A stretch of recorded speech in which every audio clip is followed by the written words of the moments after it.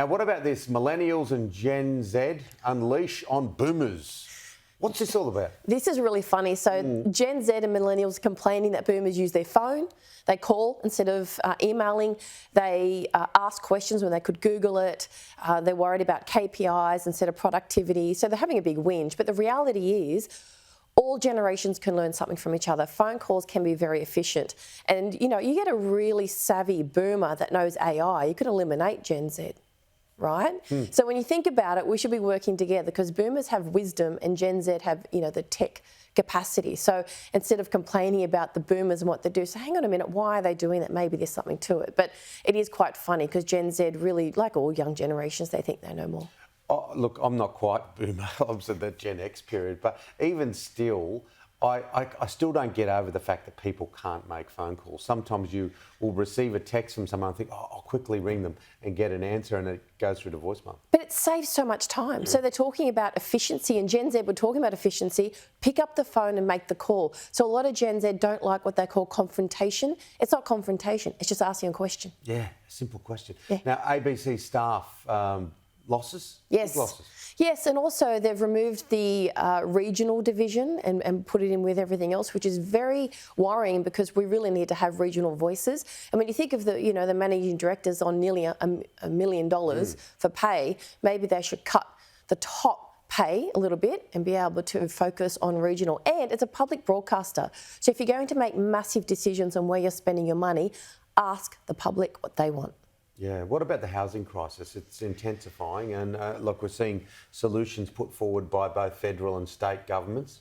Well, yes. So the thing is here is, social housing's one thing, and even though we don't know the details of what the federal government's doing, the state government want to sell off state-owned land to be able to build it, incentivise developers and so forth. However, but we need to look at what is the housing policy to help people buy a home? Because that's for the social housing, and that's great because that's going to take the 160,000 people that are on the wait list into a home. How about those who are looking to buy? So we can't just cover off social. We need to look at sustainability for families in the next generation. How are you finding small business are doing the juggle or trying to handle the juggle? They're struggling. So I'm getting contacted every single day. People are saying, with a 25% increase in electricity, with the supply costs, and then, customers are not shopping as much and buying as much because they're struggling. Small businesses are shutting down. They're having to get jobs and run their business. One cafe said they're opening pretty much 24/7 to try and make ends meet. Yeah, it's very difficult. Now, tell me more about great things happen from Lane 8. Swimming. Swimming, which is, my favourite sport. So Hayley Lewis in 1991 won the 200-metre freestyle from Lane 8, and her son just won the 200-metre freestyle from Lane 8. And she said to him when he just qualified, actually, he was out and someone left and he made it into Lane 8. She said good things happen from Lane 8 and he won. And it's a really good example, and I like these stories because the amount of hard work that goes into training every single day, twice a day, to be able to do that, we need to really highlight that to the next or the younger generation now that this is what it takes. It takes 4 or 5 hours a day of training to get that. Wasn't Kieran Perkins did something pretty extraordinary in one Well, of it is the Australian way, right? Yeah. To come from Lane 8 and win gold. And I think also it takes the pressure off. So it's a really good example in life. You take the pressure off yourself, you probably do better. And it's pretty important, isn't it? Or not pretty, it's very, very important while we're on this subject to talk about, because we're going to have plenty of people watching here that are either parents or grandparents or young people themselves, about resilience, about not giving up, because that's a thing in small business, and yes, the thing in life, you just don't know how far away you are from achieving what you want if you actually stop. That's right, and it's interesting because for our Western Sydney Youth Survey, resilience is something that the youth have said they want. They know they're lacking that.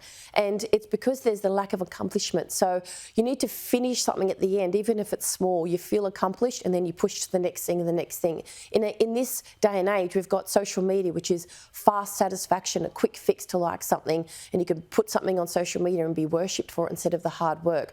But yeah, resilience is built from accomplishment and hard work, and I think we need to communicate that more to everyone. Yeah, tough times never last. Tough people do. I love all those quotes. I think they're so true. Now, just quickly, just in the charity space, because you and I have both done functions for Good 360, and Yes. I did a recent function for them. It's great to see innovative charity, isn't it? So this is a charity that basically links up, has associations with organisations like Storage King and many others, Big W, and basically they find those goods winning. Yes. And are able, through the circle of good, Yep. to get it to people Yes. suffering, those in floods, those in anyone.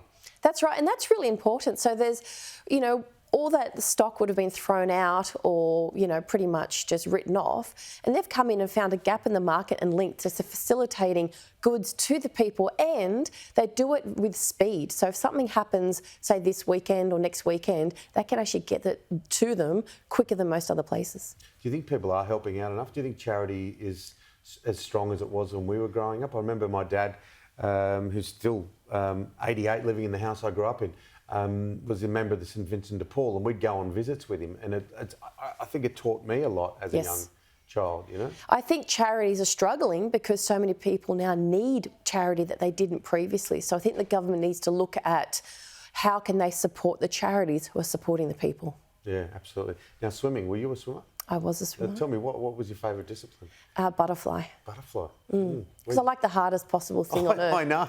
I can barely do freestyle. Where did you take it to? I went to nationals when I was a teenager, and I absolutely loved it. Look, the reality is I loved butterfly and I loved winning. So, and I loved training as well.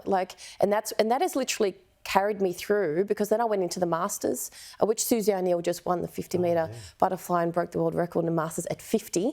So She's a radio star with Luxie and Ash up there. exactly. So, that's another example of what you put in hard work when you're younger. When you're older, you can continue doing it. Oh, absolutely. I wish I was a better swimmer. My kids are all better swimmers than me. But look, always good to chat. We'll do it again next week. Yes. All right.